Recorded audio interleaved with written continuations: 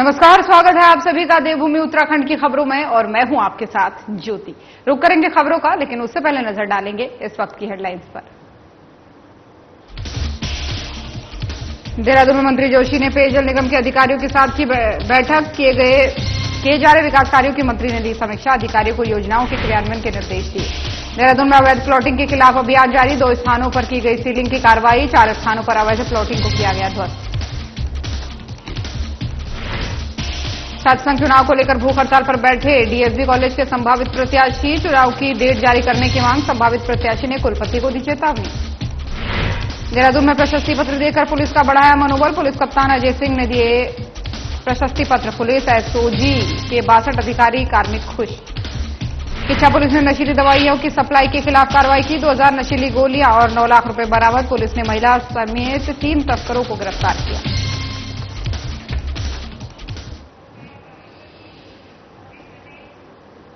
और चलिए शुरुआत करते हैं खबरों की। कैबिनेट मंत्री गणेश जोशी ने कैंप कार्यालय में पेयजल निगम के अधिकारियों के साथ बैठक की है।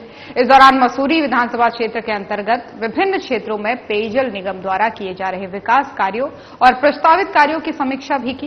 कैबिनेट मंत्री गणेश जोशी ने अधिकारियों को योजनाओं के क्रियान्वयन के लिए आवश्यक दिशा निर्देश दिए। बैठक में अधिकारियों ने बताया कि शहनशाही जोन और ढाकपट्टी जोन के 398 लाख की लागत के सभी कार्य लगभग पूरे हो गए हैं, जिसमें योजना के अंतर्गत ट्यूबवेल, टैंक निर्माण शामिल है। शेष वितरण प्रणाली की पाइपलाइन का कार्य प्रगति पर है, जिसे दिसंबर तक पूरा कर लिया जाएगा। इसी के साथ ही अधिकारियों ने यह भी बताया कि नया गांव हाथीवड़ कला में पेयजल योजना का प्राक्कलन शासन को स्वीकृति के लिए भेज दिया गया है। कैबिनेट मंत्री गणेश जोशी ने अधिकारियों को मसूरी में प्रस्तावित और चल रहे विकास कार्यों में तीव्र गति से कार्य करने के साथ ही तय समय सीमा के भीतर पूरा करने को इसे कहा है। कैबिनेट मंत्री गणेश जोशी ने कहा है कि जल्द ही दून विहार में पेयजल योजना के अंतर्गत 4.30 करोड़ की विभिन्न विकास कार्यों का शिलान्यास किया जाएगा।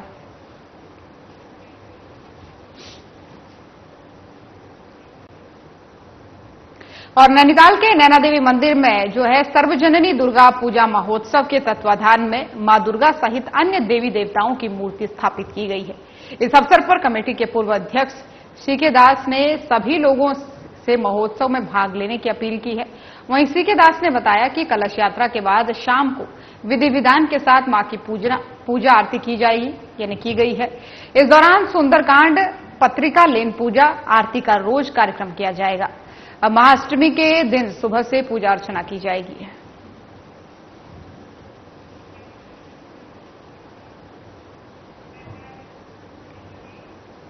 नैनीताल डीएसबी कॉलेज के संभावित प्रत्याशी छात्र संघ चुनाव की डेट को लेकर के कुमाऊं विश्वविद्यालय कुलपति के कार्यालय के समीप भूख हड़ताल पर बैठे हैं।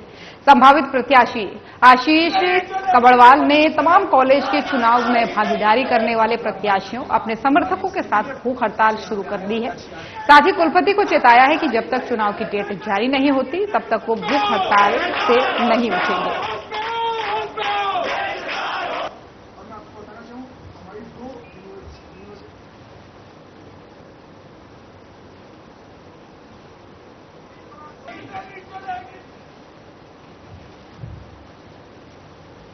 और अब बड़ी खबर सामने आ रही है देहरादून से, जहां पर डीजीपी अभिनव कुमार ने बैठक की है। तो ये बड़ी जानकारी आपको देहरादून से दे दें, जहां पर डीजीपी अभिनव कुमार ने पुलिस मुख्यालय में ये बैठक की है। गृह मंत्री अमित शाह के उत्तरकाशी और देहरादून भ्रमण की तैयारियों को लेकर ये बैठक की गई है। बैठक में सुरक्षा प्रबंधों, यातायात और पार्किंग व्यवस्था को लेकर समीक्षा की गई है। डीजीपी ने सभी को सजग और सतर्क रहकर अपना कर्तव्य निर्वहन करने के निर्देश दिए हैं। समय से पूरी की जाए सभी सुरक्षा व्यवस्थाएं, लोगों को न करना पड़े किसी भी तरह की परेशानियों का सामना, डीजीपी अभिनव कुमार ने कहा है। गृहमंत्री के दौरे को लेकर समय से सभी तैयारियां ब्रीफिंग और रिहर्सल समय से कराने के लिए। तो ये बड़ी जानकारी आपको दे रहे हैं देहरादून से, जहां पर डीजीपी अभिनव कुमार ने पुलिस मुख्यालय में बैठक की है। दरअसल केंद्रीय गृहमंत्री अमित शाह का उत्तराखंड दौरा है और उस दौरे को लेकर सुरक्षा व्यवस्थाओं का जायजा लेते हुए भी नजर आए।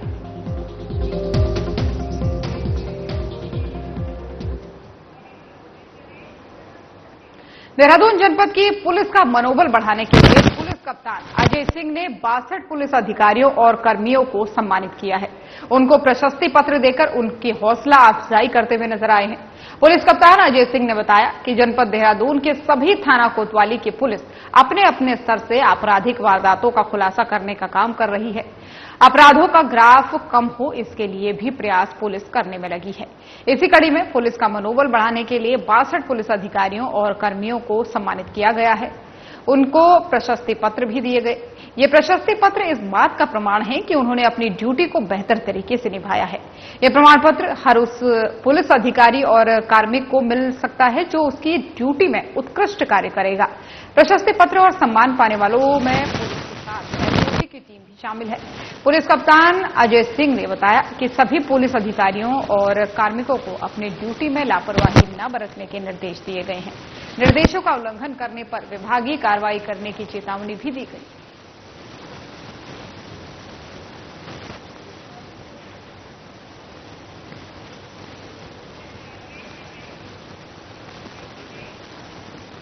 और यहां पर रुकेंगे एक छोटे से ब्रेक के लिए, जल्द हाजिर होंगे।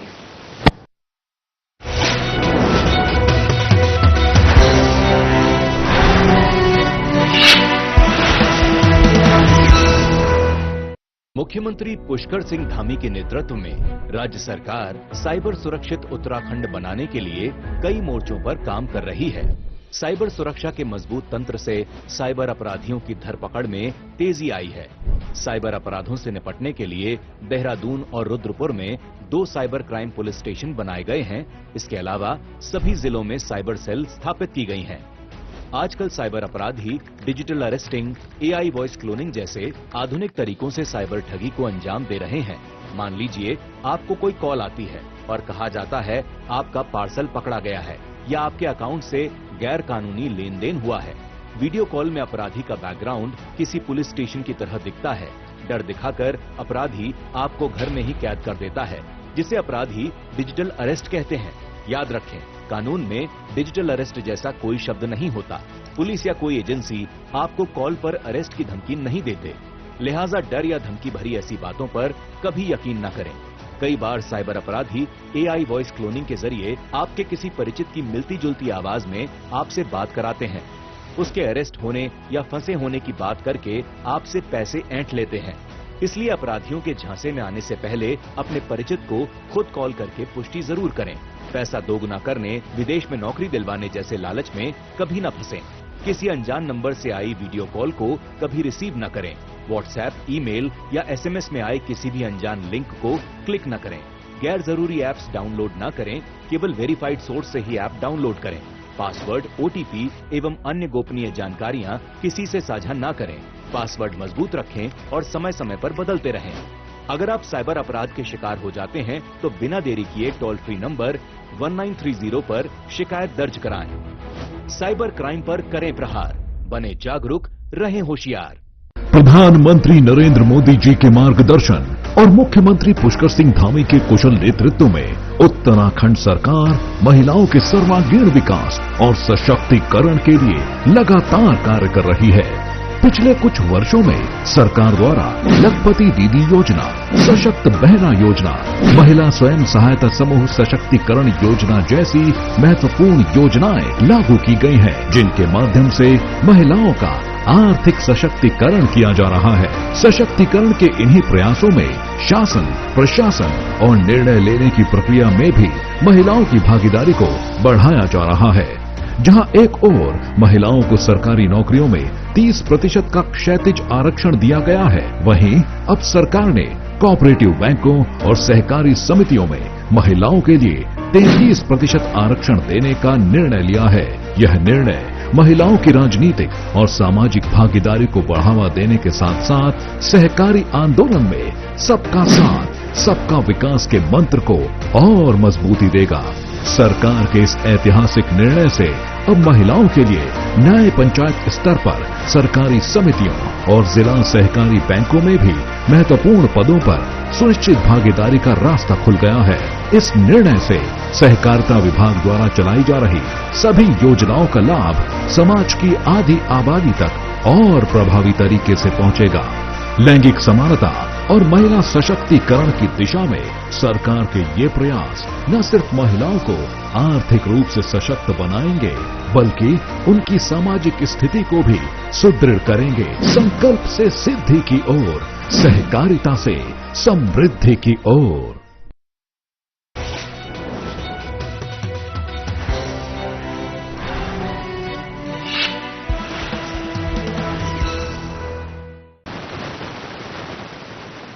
और ब्रेक के बाद एक बार फिर से स्वागत है आप सभी का। चलिए खबरों में आगे बढ़ते हैं। उत्तराखंड एसटीएफ ने 2 लेपर्ड की खाल के साथ एक तस्कर को गिरफ्तार किया है। गिरफ्तार किया गया आरोपी ब्रजमोहन उत्तरकाशी का निवासी है। उसके कब्जे से 2 लेपर्ड की खाल मिली है, जिसकी लंबाई 6 फीट और 8 फीट है। आपको बता दें कि वन्य जीवों के अंगों की अवैध तस्करी के मामले आए दिन सामने आते रहते हैं। उत्तराखंड के उत्तरकाशी जिले के पुरोला थाना क्षेत्र से इस तस्कर को गिरफ्तार किया गया है। एसटीएफ के एसपी चंद्रमोहन सिंह ने बताया कि उत्तराखंड एसटीएफ को डब्ल्यूसीसीबी दिल्ली से सूचना प्राप्त हुई कि पुरोला उत्तरकाशी क्षेत्र में एक वन्यजीव जंतुओं के अंगों तथा खाल की अवैध तस्करी हो रही है, जिसके बाद से एसटीएफ ने ये गिरफ्तारी की है। को एसटीएफ की टीम के द्वारा 2 लेपर्ड की खालों के साथ कल गिरफ्तार किया गया है और ये थाना पुरोला क्षेत्र में इसकी गिरफ्तारी हुई है। अभियुक्त उत्तरकाशी का ही रहने वाले गंगोर गांव का है, ब्रजमोहन पुत्र जनक सिंह, और इसके द्वारा बताया गया था कि ये इनको बेचना चाह रहा था। ये जो इनपुट था ये WCCB wild life crime control bureau Delhi की टीम के द्वारा जो इनपुट दिया गया था, इसी को हमारे द्वारा डेवलप किया गया था एसटीएफ की टीम द्वारा। और कल देर रात ये अभियुक्त जो वन्यजीव तस्कर है ब्रजमोहन सिंह पुत्र जनक सिंह, इसको लेपर्ड की 2 खालों के साथ गिरफ्तार किया गया। एक खाल की जो लंबाई है 6 फीट है और दूसरी खाल की 8 फीट है। तो वन्यजीव अधिनियम के तहत थाना पुरोला में जो है अभियुक्त के विरुद्ध मुकदमा पंजीकृत किया गया है और इसकी गिरफ्तारी की गई।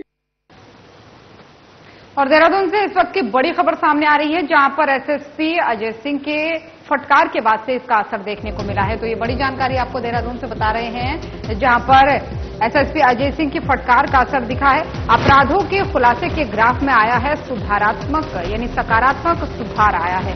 चोरी, वाहन चोरी, लूट, नकबजनी की घटनाओं के खुलासों का ग्राफ बढ़ा है। अपराधों के बढ़ने और खुलासों में आई कमी पर एसएसपी अजय ने सभी थाना प्रभारियों की ली थी क्लास। अपराधों की रोकथाम और खुलासों में सुधार लाने की दी थी हिदायत। वाहन चोरी की घटनाओं के खुलासों में थाना रानी पोखरी, राजपुर और रायवाला रहे सबसे आगे। कोतवाली और पटेल नगर क्षेत्र में वाहन चोरी की घटनाओं में आई है कमी। चोरी की घटनाओं के खुलासे में थाना कालसी, मसूरी और रायवाला रहे अव्वल। कोतवाली, नेहरू नगर और बसंत विहार सबसे पीछे रहे हैं। लूट की घटनाओं के खुलासे में जनपद के 12 थानों का प्रदर्शन रहा 100%। नकबजनी की घटनाओं के खुलासे में 9 थानों का प्रदर्शन रहा सराहनीय। थाना रायवाला और सहसपुर के प्रदर्शन में आई है कमी। यातायात नियमों के उल्लंघन करने वालों पर कार्रवाई में शिथिलता बरतने पर एसएसपी की यातायात पुलिस को कड़ी फटकार। प्रदर्शन में सुधार की चेतावनी दी। वहीं एनडीपीएस एक्ट के कमर्शियल केसेस में चल रही फाइनेंशियल इन्वेस्टिगेशन की भी यहां पर वो समीक्षा करते हुए नजर आए। वहीं धोखाधड़ी में लिप्त आरोपियों की अवैध संपत्ति के चिन्हीकरण और जब्तीकरण की कार्रवाई के निर्देश उन्होंने दिए। वहीं 1 साल से अधिक अवधि से लंबित धोखाधड़ी के मामले लंबित रहने के संबंध में जो है जानकारी उन्होंने ली। अनावश्यक रूप से विवेचनाओं को लंबित रखने वाले विवेचकों और संबंधित थाना प्रभारियों के खिलाफ कार्रवाई की चेतावनी दी है। एमवी एक्ट के तहत ड्रंक एंड ड्राइव और ओवर स्पीड रैश ड्राइविंग में भी की गई कार्रवाई की भी यहां पर समीक्षा उन्होंने की है। बाहरी व्यक्तियों के सत्यापन के लिए नियमित रूप से चलाए जा रहे सत्यापन अभियान, त्योहारी सीजन को लेकर भीड़भाड़ वाले स्थानों पर नियमित रूप से करे पैदल गश्त, ये जो है एक तरीके से निर्देश दिए गए हैं। पटाखा गोदामों और पटाखों की दुकानों की चेकिंग करने को कहा गया है। अवैध रूप से संचालित गोदामों और दुकानों की पर भी कार्रवाई करने को कहा गया है। तो ये बड़ा बदलाव एक तरीके से देखने को मिला है। एसएसपी अजय सिंह की फटकार का ये असर देखने को मिला है। अपराधों के खुलासे के ग्राफ में एक सकारात्मक सुधार देखने को मिला है।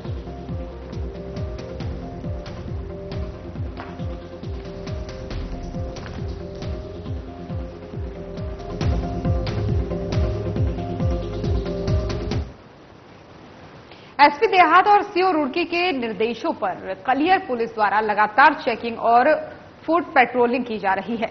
देर शाम कलियर पुलिस को मुखबिर के माध्यम से सूचना मिली कि मुकरपुर में एक अवैध पटाखा बनाने वाली फैक्ट्री संचालित की जा रही है, वहीं जिसमें भारी मात्रा में विस्फोटक पदार्थ रखे हुए हैं, जिसमें कभी भी कोई बड़ा हादसा हो सकता है। सूचना पर थाना अध्यक्ष दिलबर सिंह नेगी द्वारा कार्रवाई करते हुए अवैध पटाखा फैक्ट्री में छापा मारा गया, जहां पर 2 व्यक्ति मौजूद थे। छापे के दौरान 93 किलो बारूद, 70 पेटी अवैध पटाखा बरामद हुआ है। थाना अध्यक्ष दिलबर सिंह नेगी ने बताया कि फैक्ट्री में बिना लाइसेंस के अवैध रूप से पटाखे बनाए जा रहे हैं। आबादी के बीच में इस तरह का गोदाम और इस तरह की फैक्ट्री चलाई जा रही थी, जिस पर पुलिस द्वारा आवश्यक कार्रवाई करते हुए दोनों व्यक्तियों को गिरफ्तार किया गया और पटाखा फैक्ट्री को सील कर दिया गया।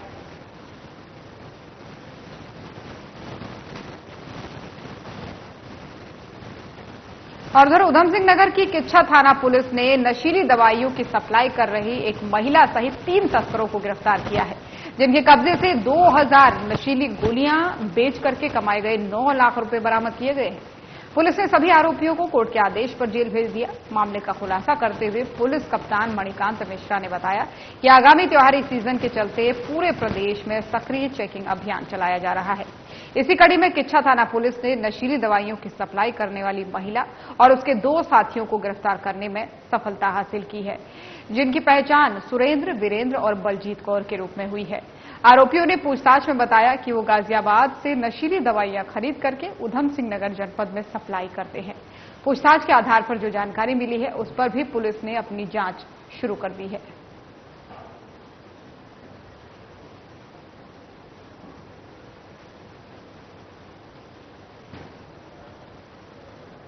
और उधर मसूरी के गांधी चौक पर चाय में थूक कर चाय परोसने का वीडियो वायरल होने के बाद से जगह जगह जो है इसकी कड़ी निंदा की जा रही है। भारतीय जनता पार्टी, बजरंग दल और अन्य संगठनों द्वारा इसको लेकर के एसडीएम को ज्ञापन प्रेषित किया गया है और साथ ही जो है शहर में सत्यापन की भी मांग की गई है। अक्सर बाहर से आकर लोग यहां पर व्यापार करते हैं, जिनका सत्यापन नहीं होता है। इसके बाद ऐसे मामले सामने आते हैं जिनमें पुलिस की कार्यप्रणाली पर भी प्रश्न चिन्ह लग जाता है। लाइब्रेरी चौक पर चाय की ठेली लगाने वाले एक व्यक्ति ने चाय में थूक कर एक पर्यटक को चाय दी।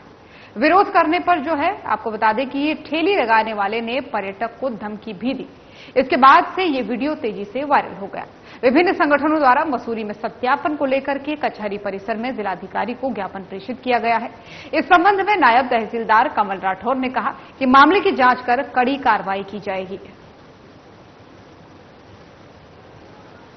आज तहसील कार्यालय पे अध्यक्ष बजरंग दल मसूरी, भारतीय जनता पार्टी, अखिल भारतीय विद्युत विद्यार्थी परिषद, municipality post graduate college Mussoorie के संगठनों ने आकर लिखित रूप में ज्ञापन दिए हैं और शहर से संबंधित कुछ विशेष मुद्दों पर इसमें उल्लेख किया गया है, जिसकी हम विधिवत रूप से जांच कराकर फिर अग्रिम कार्रवाई की जाएगी। शहर के सभी लोग हमारे बहुत समझदार हैं, अच्छे लोग हैं, माहौल कोई खराब नहीं है, किंतु यदि ऐसी कोई संभावना में प्रतीत होती है तो उसको उचित कार्रवाई की जाएगी। जानकारी के साथ हमारे संवाददाता धर्मेंद्र सिंह मसूरी से हमारे साथ जुड़ रहे हैं फोन लाइन पर। धर्मेंद्र, क्या है ये पूरा मामला? इस तरीके का मामला सामने आना, चाय में किसी पर्यटक को थूक मिलाकर देना बेहद ही निंदनीय है। क्या कुछ अभी तक कार्रवाई इस मामले में हुई है?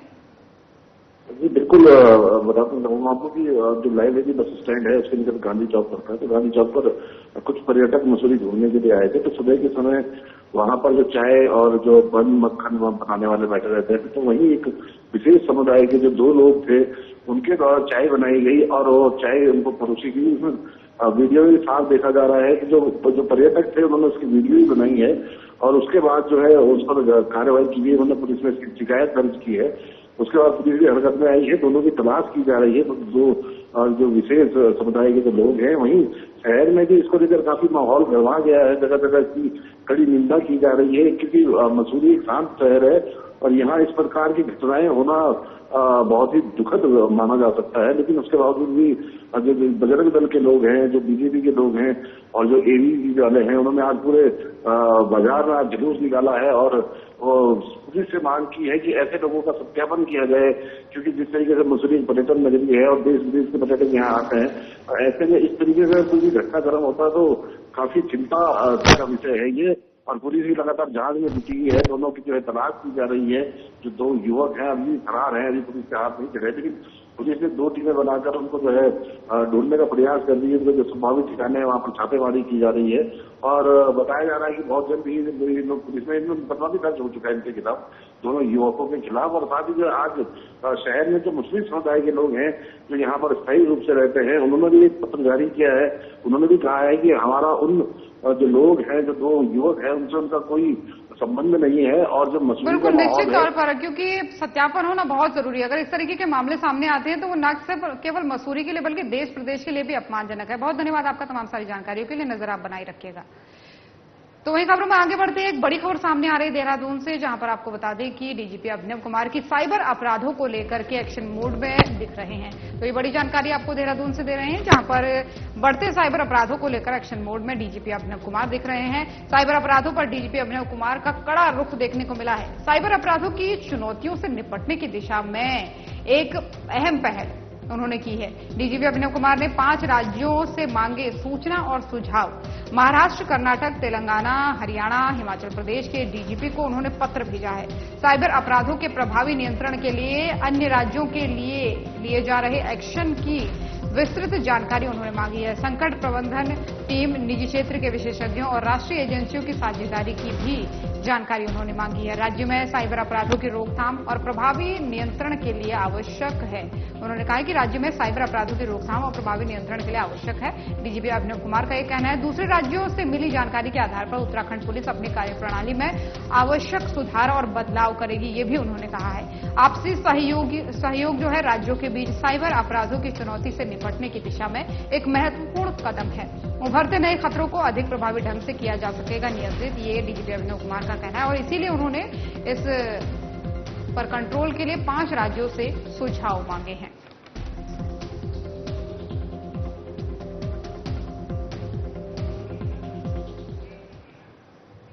और उधर आपको बता दें कि प्राधिकरण का अवैध निर्माण और अवैध प्लॉटिंग के खिलाफ ताबड़तोड़ अभियान जारी है। वीसी बंशीधर तिवारी के निर्देश पर प्राधिकरण की टीम ने देहरादून के 2 स्थानों पर सीलिंग और 4 स्थानों पर अवैध प्लॉटिंग को ध्वस्त कर दिया है। AE Abhishek Bhardwaj, JE Manveer Pawar, JE PMU Sanjay Jagudi, supervisor Amarlal की मौजूदगी में हरिद्वार बाईपास रोड पर शहबाज द्वारा बनाई जा रही अवैध दुकानों को सील कर दिया गया। वहीं आजाद कॉलोनी में सलीम के बिना मानचित्र स्वीकृत किए गए दुकान निर्माण को सील कर दिया गया है। वहीं सेंट्रल होप टाउन सेलाकुई जसोवाला में रोशन नेगी के अवैध प्लॉटिंग को ध्वस्त किया गया है। एई प्रमोद मेहरा, जेई प्रिंस शैलेंद्र शाह और सुपरवाइजर प्यारेलाल की उपस्थिति में डोईवाला में चिराग यादव और अशोक पाल के अवैध प्लॉटिंग को ध्वस्त किया गया। प्राधिकरण की कार्रवाई से आपको बता दें कि अवैध निर्माणकर्ताओं में हड़कंप मच गया। एमडीडीए के उपाध्यक्ष बंशीधर तिवारी ने अवैध निर्माणकर्ताओं और अवैध प्लॉटिंग करने वालों को कड़ी चेतावनी देते हुए कहा कि शहर में अवैध निर्माण और अवैध प्लॉटिंग किसी भी हालत में बर्दाश्त नहीं होगी।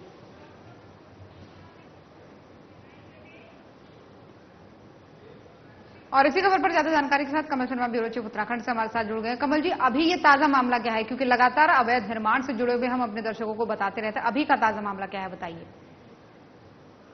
हाँ ज्योति, बिल्कुल कहें, जो हरिद्वार मसूरी जिला विकास प्राधिकरण है वो पूरे जिले में लगातार कार्रवाई करता रहता है। तो वीसी है बंशीधर तिवारी, लगातार उनके निर्देश हैं कि जहां भी अवैध निर्माण हो, जहां एमडीडी के नियमों का पालन नहीं हो रहा और अवैध निर्माण हो रहा, वहां तत्काल कार्रवाई की जाए। तो वही हम देख रहे हैं कि लगातार, चाहे वो ऋषिकेश हो, डोईवाला हो, मसूरी हो, देहरादून हो, विकास नगर हो, जो पूरा क्षेत्र पड़ता है एमडीडीए का, वहां पर लगातार कार्रवाई होती है। और आज भी अगर कहें तो 4 स्थानों पर बहुत बड़ी कार्रवाई की गई है, जिसमें प्लॉटिंग का जो करते जो कॉलोनियां 4 स्थानों पर कार्रवाई होना कहीं ना कहीं बड़ी बात है। इससे लोगों को सीख जरूर मिलेगी। फिलहाल बहुत धन्यवाद आपका तमाम सारी जानकारियों के लिए। तो देवभूमि उत्तराखंड की खबरें देख रहे थे आप। बुलेटिन में फिलहाल इतना ही। खबरें लगातार जारी हैं। नमस्कार।